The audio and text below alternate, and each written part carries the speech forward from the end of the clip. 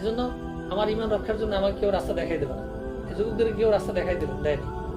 তারা রাস্তা ঠিক করে নিয়েছে যে আমাদের সর্বপ্রথম টার্গেট হবে যে আমাদের ইমানকে হেফাজত করা লাগবে। শুরুতে আমি একটা কথা বলছিলাম যে আমরা এই ইসলামের এই ফাউন্ডেশনের মধ্যে কোনো কিছু বাদ দেওয়ার অধিকার আমাদের নাই। ইসলাম যেই পরিচয় আমাকে পরিচিত করেছে আমি সেই পরিচয় করেছি। আমি যদি দুনিয়া থেকে চলেও যাই তো ইসলামে যেই ওয়াদা আমার সাথে করছে যে আল্লাহ পাক যে ভাগ আমাকে দেবেন বলছেন সেটা অবশ্যই আমাকে দেবেন ইনশাআল্লাহ।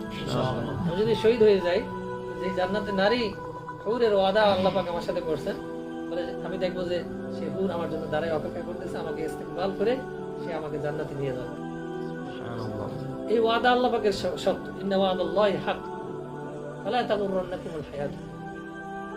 তোমাদের এই দুনিয়ার জিন্দেগি তোমাদের জন্য ধোঁকায় না ফেলে, ওয়ালা ইয়াগুররান্নাকুম বিল্লাহিল গরুর।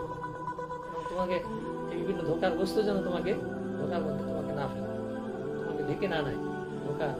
ধোঁকা দেখেন, একজন নারীর পিছনে সে মনে করতেছে যে তাকে যদি আমি না পাই তাহলে আমার পুরো জীবনটাই দিতে, অথচ সে একজন নারী থেকে জন্ম নিয়েছে।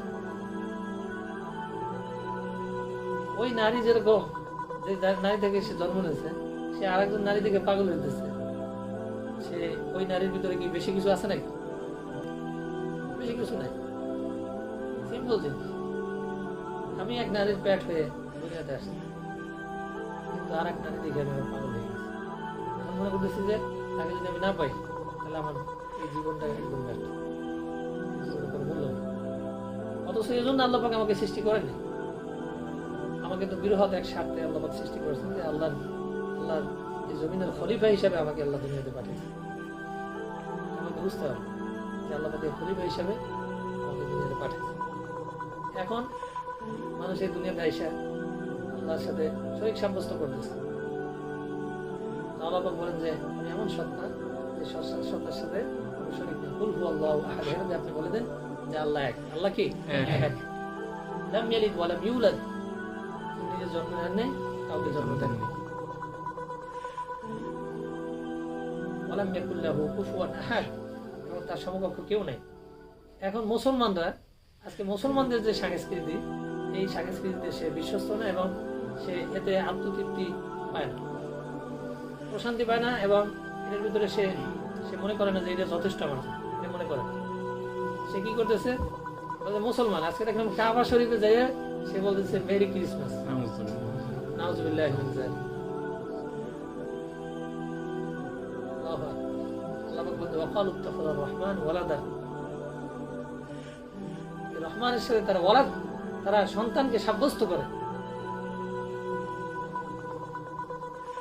তারপরে কি ওয়াকালু ইত্তাখাযার রহমান ওয়ালাদা লাকাদ জিতুম শাইআন ইদ্দা, মানে তোমরা এই কাজ আল্লাহর সাথে সন্তান সাব্যস্ত করা, এটা বহুত বড় একটা জঘন্য কাজ তোমরা করো। এমন জঘন্য, তাকাদুস সামাওয়াত, আল্লাহ পাক বলেন যে পৃথিবী ফাটার উপক্রম হয়ে যায় তোমরা যখন বলো আল্লাহর সাথে সন্তান আছে।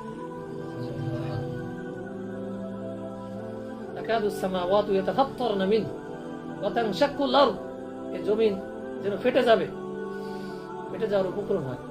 ওয়া তাখিরুল জিবালু হাদ্দা, মানে এই পাহাড় যেন ধসে পড়বে।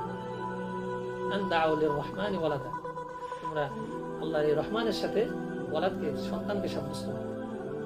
ওমা ইয়ানবাগি লিররহমানি ওয়ালাদা, যে রহমান মহান আল্লাহ, দয়াময় আল্লাহর সাথে কোনো সন্তান সাব্যস্ত করা যায় না। কুল্লু মান ফিস সামাওয়াতি ওয়াল আরদ ইল্লা আতির রহমানি আবদা, যে এই আসমানের জমিন আল্লাহর দাসত্বকে স্বীকার করে নিয়েছে এবং আল্লাহর কাছে নিজের ত্রুটি হয়ে, মানে আল্লাহর কাছে জড়সড় হয়ে আল্লাহর সামনে, এই পুরো আসমান জমিন আল্লাহর সামনে উপস্থিত হয়। সেখানে তুমি কিভাবে আল্লাহর সাথে, মহান মালিক যিনি পুরো বিশ্বের কায়নাতের যিনি মালিক, এর সাথে কিভাবে সন্তানকে সাব্যস্ত করতে, বাইতুল্লাহ শিরক করতেছে। সে বলতেছে যে মানে কি, যে ঈসা আলাইহিস সালাম যে আল্লাহর সন্তান, এটা আমি বিশ্বাস করি। নাউজুবিল্লাহ। সে মুসলমান জানেও না, ইহুদিদের সংস্কৃতিতে আজকে বেড়ে উঠতেছে। দুঃখজনক বিষয়, সে 31st পালন করতেছে, এর পরিণাম সম্পর্কে তার জানা নেই। যুবক সে ওখানে শান্তি পায়, জেনার মধ্যে শান্তি পায়, সে মদ বিলাসিতায় শান্তি পায়। যে মুসলমানের দেশ, এই দেশে বলে যে 31st নাইটে বলে যে মদ বিক্রি হয়, কন্ডম বিক্রি হয় প্রকাশ্যে। প্রত্যেক বাসার সাথে সাথে জেনার আসর বসে, কত নারীরা সতীত্ব হারায়। দেখবেন যে ওই ভূমিকম্প, আমি আমার বুঝ হওয়ার পরে বাংলাদেশে যে কবার ভূমিকম্প দেখছি বেশিরভাগ ডিসেম্বর জানুয়ারিতে বেশি আমি দেখছি। মানে আমার যতটুকু জানা যে জানুয়ারিতে বেশিরভাগ। একবার হচ্ছে ডিসেম্বরে আমি যখন সালে চলি তখন একবার মোহাম্মদপুর আমাদের সাথে ছিলাম, তানিয়ার সাথে ছিল, রাত্রে উঠে তাহাজ্জুদ পড়েছিল, পুরা মসজিদ আমাগামি শুরু হয়ে গেছে। ভোর রাত্রে যে একবার ভেলে যায় ফজরের সময়, 15 সালে সময়, 15 সালে শেষের দিকে, 16 সালে না 15 সালে আমি সাল্লা গেছি তো, 15 সালের ডিসেম্বর। তখন ফজরের নামাজে দেখি যে কোনো জায়গা নাই, মানে একদম টুজুখানা সব জায়গায় ফিলার হয়ে গেছে মানুষ, ফজরের আগেই সব উপস্থিত। আর যে 31st নাইটে, হ্যাঁ, এর আগে যে ল্যাংডাউন আছে এমন নেই। ওই নাচন অবস্থায় যদি তার মৃত্যু হয় তাহলে তো ওই ইহুদিদের সাথে হবে, কারণ এইটার আবিষ্কার তো ইহুদি।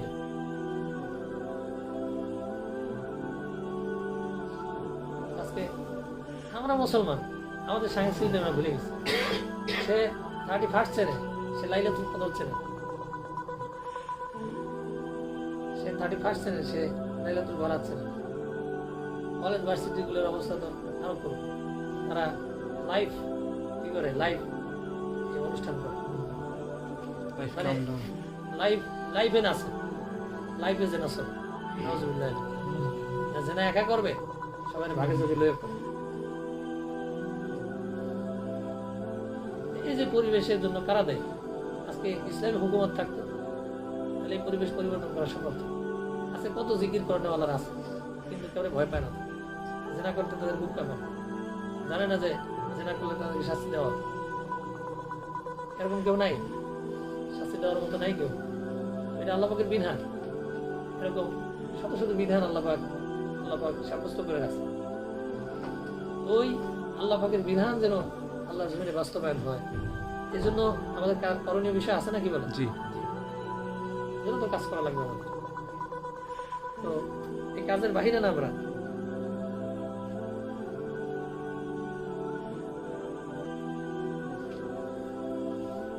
যদি দেখি যে ইসলামের এই প্রতিষ্ঠান, সাহাবাদের জীবনটা কেমন ছিল, তারা কি শুধু এমনকি যে শুধু মানে কিছু রোজা নামাজ তাসবিহাত এর মধ্যেই তারা সীমাবদ্ধ ছিল, নাকি এর চেয়েও বড় কিছু তারা করেছে? যদি শুধু এর মধ্যে সীমাবদ্ধ থাকতে, তারা মক্কার মধ্যে, আরবের মধ্যে, সারা পৃথিবীর মধ্যে সেরা আবেদ হইতে পারে। আব্দুল্লাহ ইবনে মুবারক রাহিমাহুল্লাহ, এই যে জাইনুল আবেদিন নাকি কাকে বলছে, ইয়া আবিদাল হারামাইনি লাও আবসারতানা ইন্নাকা ফিল ইবাদাতি। ফজল ইবনে আয়াজ রাদিয়াল্লাহু তাআলা আনহু ওনার বন্ধু ছিলেন, উনি সবসময় হারামাইনের সবসময় ইবাদত বন্দেগী করতেন। আর আব্দুল্লাহ ইবনে মুবারক রাহিমাহুল্লাহ উনি 6 মাস হাদিস পড়াইতেন আর 6 মাস জিহাদে থাকতেন। তখন ওনার বন্ধু বলতেছে যে আমি এই হারামাইনে আসতে যখন দেখা হয়েছে, তখন তার ইবাদতের আগ্রহ এবং এখানে যে তার শান শওকত এগুলো যখন বর্ণনা করছে, তখন আব্দুল্লাহ ইবনে মুবারক রাহিমাহুল্লাহ শের পড়ছিলেন, ইয়া আবিদাল হারামাইনি লাউ আবসারতানা আন্নাকা ফিল ইবাদাতি তালাবু। তুমি যদি তোমার ইবাদত নিয়ে সন্তুষ্ট থাকো, তাহলে যদি আমাদের অবস্থান তুমি জানতা, তাহলে তোমার কাছে মনে হতো যে তুমি ইবাদত নিয়ে খেলা করতেছো, তামসা করতেছো, কিছু জিকির আজকার আর কিছু ইবাদত বন্দেগী করে তুমি সন্তুষ্ট মনে করতেছো, বাস আমার কাজ পুরো হয়ে গেছে, আমার দায়িত্ব শেষ হয়ে গেছে। বরং তোমার দায়িত্ব শেষ হয়নি। আজকে ফিলিস্তিনে পুরো পরিবার শেষ করে দিতেছে। আজকে 1 বছরে 50,000 লোক, তারা ঘর বাড়ি নাই, তারা দুনিয়া থেকে বিদায় নিয়ে গেছে। তাদের বড় বড় তাদের আমাদের মতো অবস্থান ছিল, বাসস্থান ছিল। আজকে তারাও নাই, তাদের বাড়ি ঘরও নেই। আর যারা আছে তারাও নিরীহ অবস্থায়, অসহায় অবস্থায় আছে। এই জন্য কি আল্লাহ পাক আমাদেরকে জিজ্ঞাসা করবেন না? তো বলছে যে এমন অবস্থায় মৃত্যু হলে যে আমি খুব এবাদত মধ্যে করতে করতে জিকির আছে করতে করতে সিদ্ধার অবস্থায় চলে গেলাম দুনিয়াতে। আর এই আল্লাহর কাছে যে বড় একটা জান্নাত পেয়ে যাবো কি করবো। আর যে আমার যে ওই ভাই যে আক্রান্ত হইল, তাকে যে কাফেররা তার গোস্ত যে ছিঁড়ে বেড়ে কুকুরে খাইল, সে যে ওই যে বিল্ডিং এর ভাঙা বিল্ডিং এর চাপায় পড়ে তার শরীর যে 2 টুকরো হয়ে ঝুলেছিল, তার রক্ত যে কুকুরে চেটে চেটে খাইছে, আর মাথার ফুলের ভিতরে যে পোকায় ধরে রয়েছে, তারপরে সে যে খাবার পায় নাই, পানির অভাবে তারা চিৎকার করছে, তাদেরকে উৎখাত করে এক জায়গা থেকে আরেক জায়গায় নিয়ে গেছে, সেখান থেকে আরেক জায়গায় নিয়ে গেছে। তাদের খানার ব্যবস্থা ছিল না, পানির কোনো ব্যবস্থা ছিল না, তাদের থাকার কোনো ব্যবস্থা ছিল না। তারপরে তারা বলছে হাসবুনাল্লাহু ওয়া নি'মাল ওয়াকিল, আল্লাহই আমাদের জন্য যথেষ্ট। তারা নিজের চোখের সামনে সন্তানকে মরতে দেখছে, নিজের স্বামীকে মরতে দেখছে, নিজের আত্মীয় স্বজনকে মরতে দেখছে। যুগের শ্রেষ্ঠ মুজাহিদদেরকে তাদেরকে টার্গেট করে করে মারা হয়েছে, তাদেরকে শহীদ করা হয়েছে। কোনদিন তোমাদের দিলের ভিতরে তোমাদের তাহাজ্জুদের যে তোমাদের খাওয়া দাওয়ার লেগে তোমাদের কান্না ছিল, তোমার জন্য কোনদিন তুমি কান্না নেই, কোনদিন তোমার চোখেও আসে নাই, তোমার অনুভূতিও হয় নাই যে মার জন্য আমি একটা কাজ করি। অবশ্য আমরা যদি দেখি যে একটা পিঁপড়া সূরাতুন নামলের মধ্যে যে পিঁপড়ার কথা আল্লাহ পাক বলছেন, যে সেই পিঁপড়া ক্বালাত নামলাতু ইয়া আইয়ুহান নামলু উদখুলু মাসাকিনাকুম লা ইয়াহতিমান্নাকুম সুলাইমান। এই পিঁপড়ার যে তুমি নিকৃষ্ট, পিঁপড়া তো তার জাতির জন্য নবী তো একা বাঁচেন না। উনি চিন্তা করতেন যে আমি তো শ্রেষ্ঠ নবী, আমাকে আল্লাহ পাক ইসরা ও মেরাজ করে আল্লাহর সামনে সান্নিধ্যে নিয়ে গেছেন, সমস্ত নবীরা আমার পিছনে নামাজ পড়ছেন, সবচেয়ে মর্যাদা আল্লাহ পাক আমাকে দিয়েছেন, আমার উপরে কোরআন নাযিল করছেন, আমি এত কষ্ট কেন করব? বরঞ্চ উনি সাহাবাদের কাছ থেকে বায়াত নিয়েছেন, ওসমান যদি শহীদ হয়ে যায় তাহলে তোমরাও নিয়ত করো যে তোমরাও শহীদ হও। সবাই শহীদ হয় নাই। মক্কায় উনি ওখান থেকে আমার স্বাভাবিক অবস্থায় ফিরে আসছেন, কিন্তু যখন তাদের কাছে সংবাদ পৌঁছলো যে ওসমান শহীদ করে দেওয়া হয়েছে তাকে, সবাই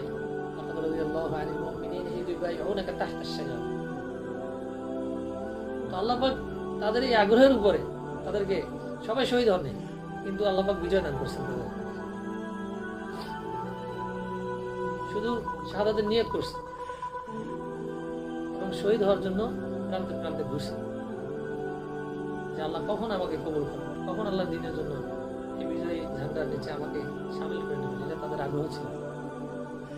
মুসলমান আজকে আমরা কিছু করতে পারতেছি না, আজকে তো আমাদের যে আমাদের যার যার অবস্থান থাকে, আমরা আমাদের পরিস্থিতি অনুযায়ী আমরা তো মানসিকভাবে একটু প্রস্তুতি নিতে পারি, মানুষকে উদ্বুদ্ধ করতে পারি।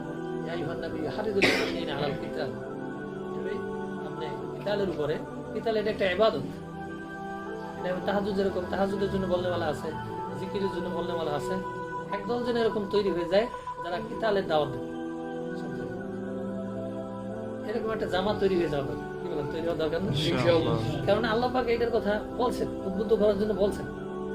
কোথাও আল্লাহ পাক বলেন জিকিরের ব্যাপারে উদ্বুদ্ধ, মানুষ ওটা এমনি পছন্দ করে, ভালো লাগে।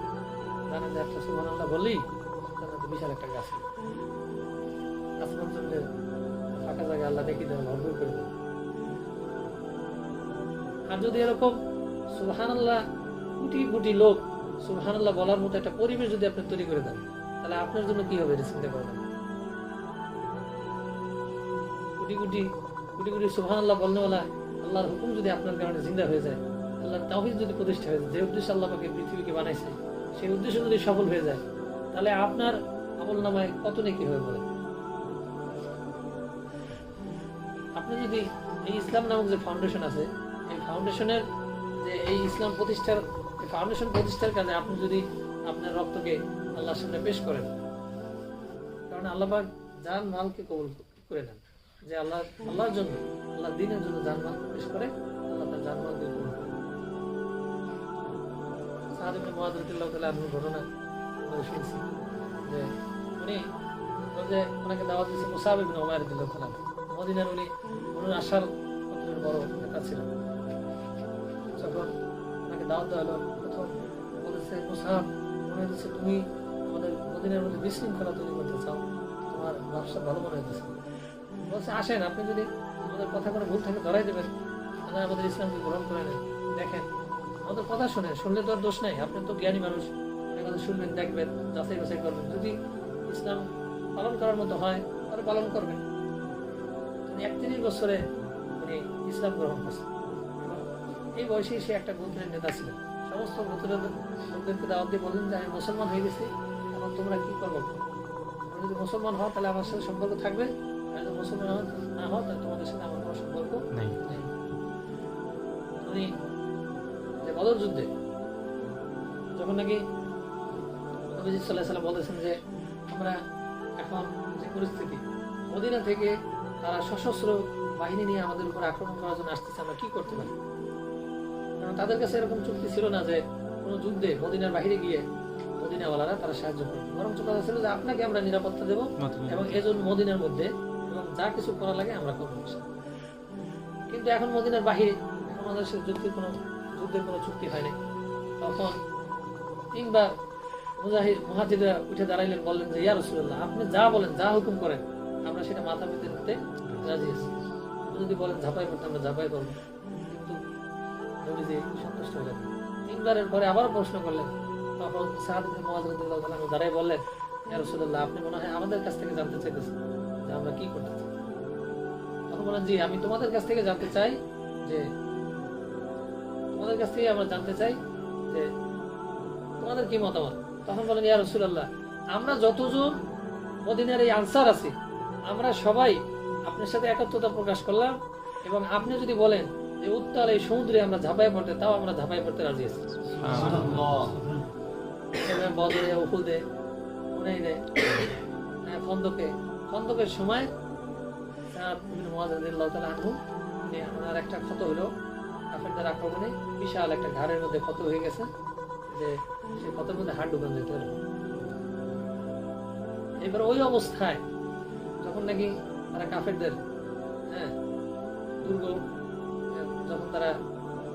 যখন ইহুদিদের কোনো কয়নকা নাকি গোত্র তাদের যখন কেল্লা দখল করলো, পুরা তাদেরকে অবরুদ্ধ করলো, তখন অবরুদ্ধ করার পরে তাদেরকে যখন বন্দী করছে, তখন সে আবার আগে ওই তাদের গোত্রের লোক ছিল। তখন ফায়সালার জন্য সাদ ইবনে মুআয রাদিয়াল্লাহু তাআলা আনহুকে ডাকা হয়েছে। তখন তারা খুশি হয়েছে অনেক, ইহুদিরা, যে উনি আমাদের পক্ষে ফায়সালা করেন। তখন সাদ ইবনে মুআয রাদিয়াল্লাহু তাআলা আনহু, তখন ইহুদিরা তার উপর আক্রমণ করছে, ইহুদিদের সহযোগিতায় খন্দকে, তখন উনি আল্লাহর কাছে দোয়া করছেন যে আল্লাহ, এই ইহুদিদের একটা চরম বিপর্যয় না দেখায় আপনি আমাকে মৃত্যু দেন। তারপরে ওনার যখন ফায়সালা, ওনার ব্যাপারে ফায়সালা, উনি ফায়সালা দেবে যে তাদের কি শাস্তি হবে, তখন উনি বলেন যে যত পুরুষ আছে সবাইকে হত্যা করা হবে, এবং যত নারীরা আছে তাদেরকে দাসী বানায় করা হবে, এবং তাদের সমস্ত সম্পদ সমস্ত বাইতুল মালে জমা করে দেওয়া হবে। তখন রাসূল কারীম সাল্লাল্লাহু আলাইহি ওয়াসাল্লাম বলেন যে আসমানের যে ফায়সালা আর সাদের ফায়সালা একই ফায়সালা। তো দেখেন এইভাবে সাহাবারা নিজেরা কত ইসলামের উপরে, তাদের যখন ইন্তেকাল হয়েছে, বলছে এত ফেরেশতা নাজিল হয়েছে যে নবীজি যখন জানাজা পড়াতে যাইতেছিলেন, তখন এরকম পা দিতেছিলেন, মনে হয় যে মানুষের পাক করে তারপর পা দিতেছে। সাহাবীদের চেয়ে বড় বুজুর্গ কে আছে বলে? এই আমলটা যখন পৃথিবী থেকে বন্ধ হয়ে গেছে, তখনই মুসলমানদের পরাজয় শুরু হয়ে গেছে।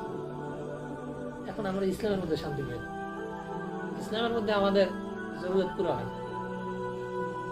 আমরা ইসলাম নিয়ে সন্তুষ্ট না। আমরা মুসলমান সমাজ আজকে ইসলাম তো খালি শুধু নামাজ পড়লেই হবে বলে এই কথা বলে,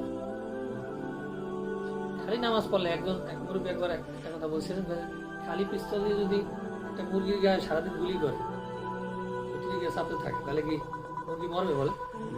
ভিতরে কি লাগবে ভাই? বুলেট লাগবে।